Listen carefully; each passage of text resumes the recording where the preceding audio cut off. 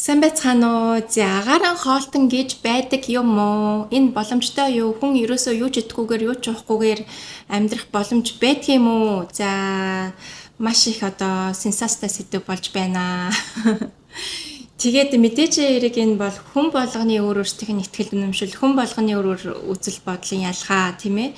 Тэгээд үүнийг мэдээж хэрэг чөлөөтөөр илэрхийлэх хэрэгтэй. Гэхдээ хитрхи их бас хүмүүсийг тийм ээ дайрч доромжилж харааж зүхэх тийм ээ тэгэд асар их үзэн ядсан тийм сэтгэл зүгээр ингэж хандж байгаа нь бол маш их эмгэнэлтэй харагдаж байна. Тэгээд дээрэс нь манай монголчууд одоо хүнийг арьсны өнгө царай зүсээр нь ингэж доромжилдог гэдгийг бол хараад маш их шоконд орлоо. Одоо бид нар ч уг нь тийм арт түмэн баймаргүй юм да. Одоо яахаараа хүнийг тэгэж арьсны өнгөөр нь хүртэл доромжилдог байна гэдээ одоо би бол хувьдаа их шоконд орлоо. За тэгэд энэ талаар ямар ч байсан өөрийнхөө үзэл бодлыг энэ дээр хуваалцъя та нартайгаа тийм ээ. Тэгээ яагаад ингэж өөрөөр олон өнцөг байж болохгүй гэж тийм ээ бас сонирхолтой байх болох болов гэж бодож байна. Тэгээд ерөнхийдөө ингээд ийм хүн ингээд гарч ирээд ингээд агааран хоол гэж яриад ахаар хүмүүс ерөнхийдөө болвол айл 10 жилийн хим физик биологийн хичээл яриад тийм ээ. Тэгээ тэрүүгээрээ ингээд үтсэн айл дээр үеийн тэр хим физик биолог байтугай одооний энэ 21-р зууны хөгжсөн одоо шинжлэх ухааны төвшин энүүгээр ч одоо тогтоогдоогүй судлагдаагүй маш олон зүйл байдгаа гэдгийг бид нэр ойлгоход одоо тийм хэцүү байдгийн болов гэж бас их гайхаж байна. Миний хувьд бол ерөөсөө хариултаа авч чадахгүй маш олон асуултын хариулт бол байдаг. Шинжлэх ухаанч тэрийг өгч чадахгүй маш олон зүйл байдаг. Гэтэл яагаад одоо энэ асар агуу уудам энэ орчлон ертөнцийг тийм ээ бид нар бол амьдрал баялаг ертөнц дэлхий хорвоо дэлхийн уужим баян гэж ярьдаг мөртлөөсөө тэр зүйлийг ердөө нэг шинжлэх ухааны нэг хязгаарлагдмал судалгаа нотлохоор бүгдийг нь ингээд базаад хайрцаглаад агшаагаад тийм ээ ингэж байгаа нь бол надад тийм жоохон логикгүй санагдаад байгаа л да. Тэгээд тэгээ ер нь бол шинжлэх ухаан магадгүй бүгдийг нь мэдж байгаа. Магадгүй бүгдийг нь судалсан байгаа. Гэхдээ алийг нь олон нийтэд гаргаж ярих уу? Юунд хүмүүсийг итгэж үнэмшүүлэх үү гэдэг чинь цаагаараа ингээд бүх төлөвлөгөөний дагуу, сценарын дагуу ингэж явагдчихэдэг гэж би хувьдаа боддгийн. Тэгэхээр зэрэг маш олон зүйлээс ингэж биднээс нуудаг тийм ээ. Яг нөгөө хаалтын гэрээ хийцэн байдаг штэ энэ хэвлэл мэдээллийн чинь одоо зав арт иргэдэд юусоо энийг үзүүлж бол энийг хэлж болохгүй шүү. Энийг л хэлэх юм шүү гэд ингээд маш говьсан худал хормог мэдээллээр одоо арт иргэдийн тархийг угаадаг штэ. Яг тэрнтэй адилхан энэ шинжлэх ухаан бас энэ хүн төрлөختөнд юуг мэдүүлэх үү, юуг мэдүүлж болохгүй вэ гэдгийг чинь бас тэд нар бас ингээд хинж байгаа тийм ээ. Хамаагүй бас үнийг дэлгэж болохгүй. Яагаад гэвэл эн чинь бас нэгдүгээрт бас магадгүй аюултай байж болно. Аюултай тийм ээ тэрийг хүн төрөлхтөн мэдснээрээ бас гарч байгаа үр дүн нь аюултай байж болно. Хоёрдугаар гэх юм бол бид нар бас хэтэрхий үннийг мэдчих юм бол тийм ээ тэр бидрийг ингээд контролтой байлгах гэдэг тэр матрицаасаа ингээд гарчих гээд нь штэ. Уг нь бидний чинь тэр матриц дотор л ингээд байлгах гээд контролт гээд удирдах гээд байж байгаа штэ тийм ээ. Гэтэл тэгээд энэ шинжлэх ухааны юу л гэж хэлнэ, юу л одоо боловсролын системээр юу гэж заана тэр болгонд л ингээд итгээд үнэмшээд байжээ та нар. Тэрнээс илүү зүйлийг мэдэж болохгүй шүү та нар гэд ингээд бидний чинь ингээд хайрцагын дотор хийцэн тэгээ бид нар энэ хайрцагнаас нь ингээд гарч сэтгэж чадахгүй энэ гадна байгаа тэр мэдээллийг шууд өгөөсгчдэг. Одоо ийм л одоо өөрсдийгөө ингээд агшаагаад тийм ээ одоо тэр тэдний одоо баг утсан хүүхэлтэй болоод байгаа юм уу яагаад ерөөсөө ийм л байдалтай. Тэгэхээр зэрэг бид нар яг үннийг хэлэхэд тэдгээр одоо хүмүүсийг хардаж сэрдэхээсээ илүүтэйгээр тэр хүмүүсийг хүмүүсийн тархийг угаах гэж байна, мухруулах гэж байна. За тэгээ шулж мүлжих гэж байна, тийм ээ. Мөнгийг нь салгаж авах гэж байна гэж хардаж сэрдэхээсээ илүүтэй угууны тогтолцоогоо ингээд бидрийг ингээд хаашин чиглүүлээд байгаа юм бэ? Бид нарыг одоо яаж програмчлах гээд байгаа юм бэ гэдгээ хардаж сэрдэвэл илүү зүгээр юм болов уу гэж боддгийн. Тэгээд яг үнэндээ тэр одоо Монголд ирсэн байж байгаа тэр хүн чинь болохоор яг яриад байгаа юмд нь ерөөсөө тийм хор хөнөөлтөй юм байхгүй, харин ч бүр хүмүүсийг өдрийн 3 4 хоол идээд тэндээсээ ингээд яг үннийг хэлэхэд яг ашигтай тэм зүйлээ авч чадахгүй байж гэн. Тэрнийхээ оронд тэр идж байгаа зүйлээ багасгаад аль болох тэр энерги илүү тэр их сурвалжаас нь илүү шууд байдлаар хүлээж аваач. За тэгээд тийм ээ нарнаас агаараас ингэж хүлээж аваач. За тэгээд амьсгалын ингээд дасгал хийгээ. За тэгээд энэ энерги илүү үр дүнтэй байдлаар зарцуулаач гэтгэл юм ярьж байгаа. Түүнээс биш шууд юугүй та нар хоол идэхэ бол шууд агаарын хоолтон бол одоо энэ Монголын нөхцөлд энэ хортой утаатай байсан ч хамаагүй та нар над хортой утаагаараа амьсгал гэж юусоо хэлээгүй. Энийг бас бид нэр ялгаж салгах хэрэгтэй. Тэгэхээр зэрэг яг л нөгөө цагаан хоолтнууд тийм ээ. Цагаан хоолтнууд чинь бид нар ингээд мах идэхгүй Монголын нөхцөлд байж болж гин шүү. Эрүүл байж чадчихин шүү. Та нар ч гэсэндээ ингээд нэг жоохон махаа багасгаад илүү тэр идээ цагаан идээгээ тэгээд жимс ногоо ургамлаа ахиухан идээрээ махныхаа хэмжээг багасгахгүй бол бас энэ эрүүл мэндэд чинь бас өргөөр нөлөөлж байна. Зүрх судасны өвчин нэмэгдэж байна. Гэт ингээд ярихаар юугүй л одоо монголчуудыг тэр таван хушуу малнаас нь салгах гэлээ, махнаас нь салгах гэлээ гээд гадны ч бодлого гэсэн утгаар нь маш их хардаж сэрсэн байдлаар ингэж маш сөрөг байдлаар ханддаг тийм ээ. Гэтэл үнэндээ болохоор та нарт өгөх гээд байгаа мессеж нь ерөөсөө л боломжтой шүү. Гэтэ та нар заавал махнаас гарах шаардлагагүй, заавал хоолноос гарах шаардлагагүй. Зүгээр л хэмжээгээ багасгаа. Тэгээд арай илүү нөгөө эрүүл мэндээ сайжруулаарай гэдгэл мессежийг өгөөд байгаамаа. Энийг та нар жоохон нэг тийм ээ наан цаантай ингэж хүлээж аваач гэж хүсэж байгаамаа. Тэгээд миний хувьд болохоор энэ агаарын хоолтой хүмүүс бол маш боломжтой гэж боддгоо. Дэлхий дээр ч гэсэндээ ийм одоо хүмүүс цөөнгүү байдаг, юу ч иддэггүй, юу ч уудаггүй хүмүүс. Тэгээд бас өөрсдийгөө бас олон нийтэд агаарын хоолтон гэж зарлж байгаа мөртлөөсөө яг үнийг хэлэхэд бас цаагаараа юм идчихсэн, ууж исэн ийм тохиолдлуудаас тогтоогдсон байдаг. Гэхдээ энэ нь болохоор бүх одоо энэ агаарын хоолтон гэж байгаа хүмүүс бүгд худлаа гэсэн үг бол ерөөсөө биш. Бүгд дандаа худалч, залливч байдаг гэсэн үг ерөөсөө биш ээ. Миний бодлоор бол миний итгэл үнэмшлэр бол ийм хүмүүс байх боломжтой. Боломжгүй юм гэж ерөөсөө байхгүй. Тэгээд гэтээ тэр төрлийн хүмүүс голдуу дандаа юм чимээгүйгээр олонний анхааралд өртгүйгээр ингээд зөвхөн ингээд өөрсдийнхөө ингээд нам гүм амьдралаар амьдарч байдгаа. За тэгээд дээрэс нь маш удаан хугацааны самади тийм ээ агууд бяцлагдаг. За тэгэд гүн бяцлаглалын төлөвт орсон олон сар жилээр юм идэхгүй юу ч уухгүй ингэж байж яадаг даяач нар байна. За тэгээд бяцлагчд байна.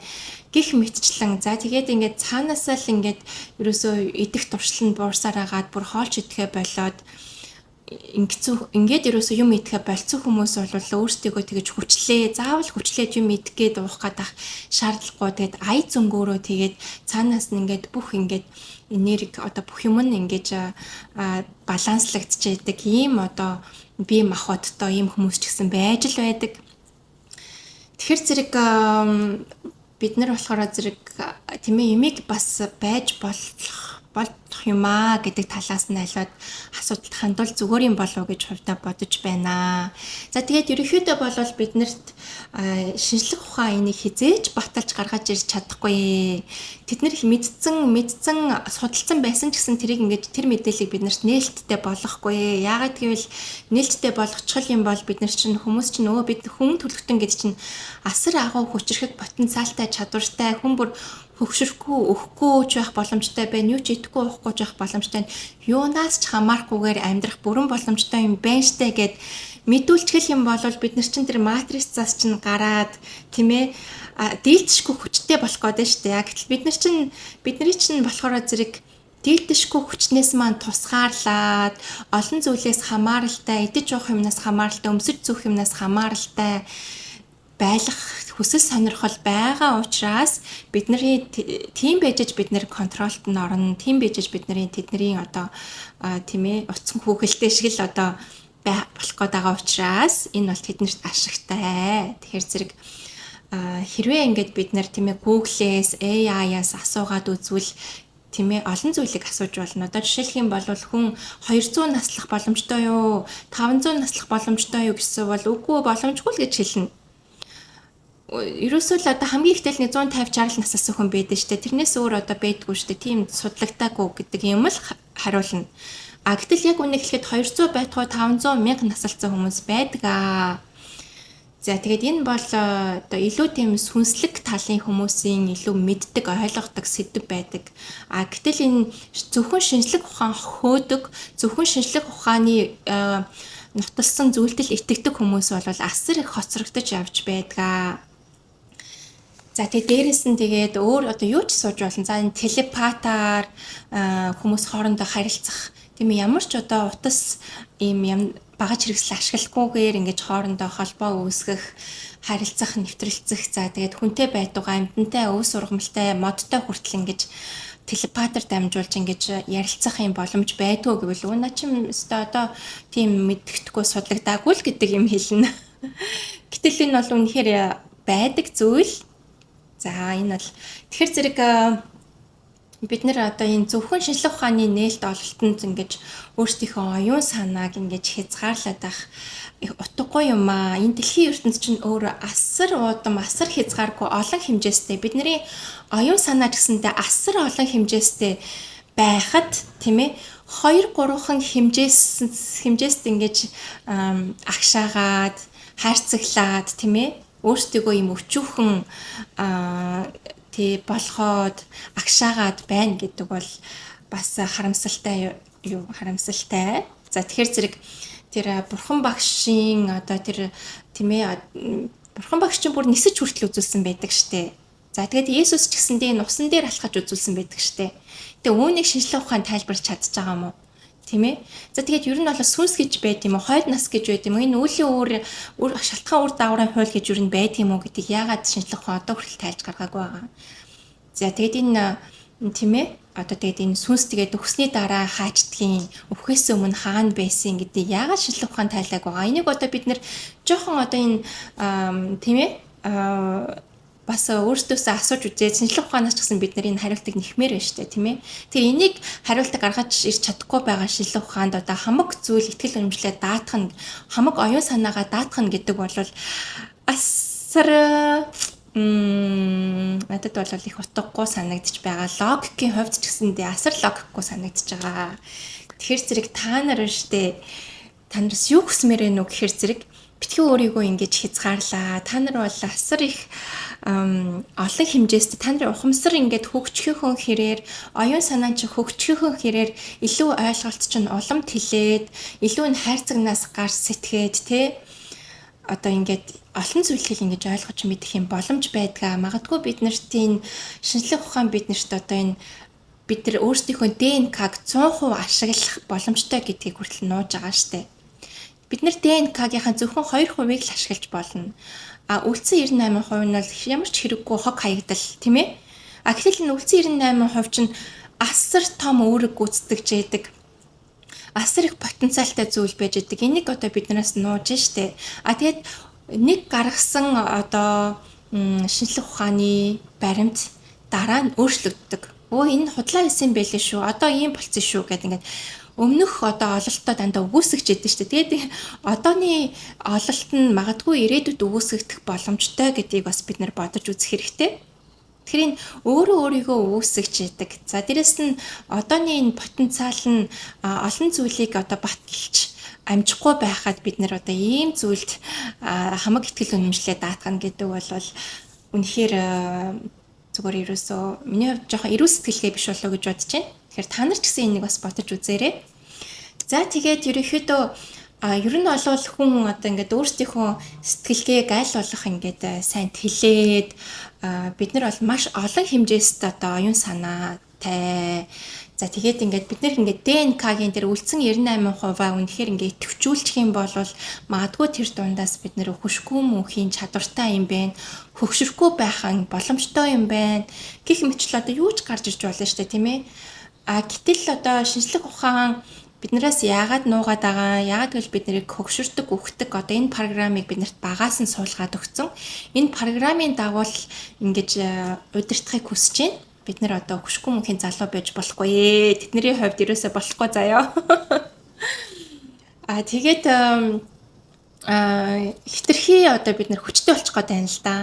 Тэг юу ч чадахгүй юм юу ч байхгүй. Тэгэд юунаас ч хамаарахгүйгээр амьдарчих юм боломжтой. Энэ идэж уухгүйгээр за тэгээд энэ тийм ээ одоо энэ мөнгөний одоо тогтолцооноос хамаарахгүйгээр одоо тэдний тогтоож өгсөн бүх хэм хэмжээ стандартнаас хамаарахгүйгээр ингэж амьдрах бүрэн боломжтой болчиход байдаг. Гэтэл тийм байхгүй байх хүсэл сонирхол тэр хүмүүст байна. За тэгээд энэ талаар бас жоохон бодож үзмээр санагдчих байна. За тэгээд ерөөхдөө энэ талаар бас жоохон илүү нээлттэй олон зүйлийн талаар бас ярих зүйл байна. Тэгэхээр зэрэг Тэлсэн ертөнц гэдэг нэртэй ийм Facebook шинээр ийм хуудас нээсэн байгаа. Instagram дээр бас Тэлсэн ертөнц Expanded Mind гэдэг ийм нэртэй Facebook, Instagram дээр хуудас нээсэн. Энэ талаар одоо маш олон зүйлийн талаар олон хэмжээст оюун санаа за тэгээд бидний одоо энэ мэдхгүй сонсож дуулаагүй энэ цаана нь одоо юу байдгийм бэ гэдэг талаар олон одоо тэр зүйлийг хуваалцахаар ийм зорилготойгоор нээсэн хуудас байгаамаа. Та бүхэн маань бас энийг дагаад үзээрэй. Тэгээд ерөөхдөө нь бол эцэст нь хэлэхэд тийм ээ та нар битгий юм сөрөг байгаарэ. За тэгээд аливаа юмд нээлттэй маш их нээлттэй задгай сэтгээрээ оюун санаагаа маш нээлттэй байлгаарай. Тэд зүрх сэтгэл чинь яг хүүхэд шиг байгаарай. Хүүхэд чинь одоо ямар ч нөгөө хайрцаг байхгүй учраас тийм ээ зүрх сэтгэл нь маш их нээлттэй маш их зүйлийг зүрх хүлээгээд авчдаг. Яг тэрэн шиг ингээд нэрээ тийм юм болов нэрээ бас байж болох юм да. Заавал итгэж үнэмших шаардлагагүй зүгээр л байж болох юм гэдэг талаас нь хандаад тийм ээ. За тэгээд наад нэг асар их сөрөг үзэн ядсан энэ их сөрөг энерги аль болох багасгаарэ. Тэгээд энэ бол одоо биднэрт хор болно гэхээс бол тэр хүнд бол одоо ямар ч одоо нөлөө байхгүй. Тэр хүн бол хийдэг зүйлээ хийгээл явж байгаа. Тийм ээ. Тэгэхээр зэрэг та нар битгий юм ийм өчүүхэн өөрсдөө тийм өчүүхэн болгоорой. Та нар бол өчүүхэн биш ээ.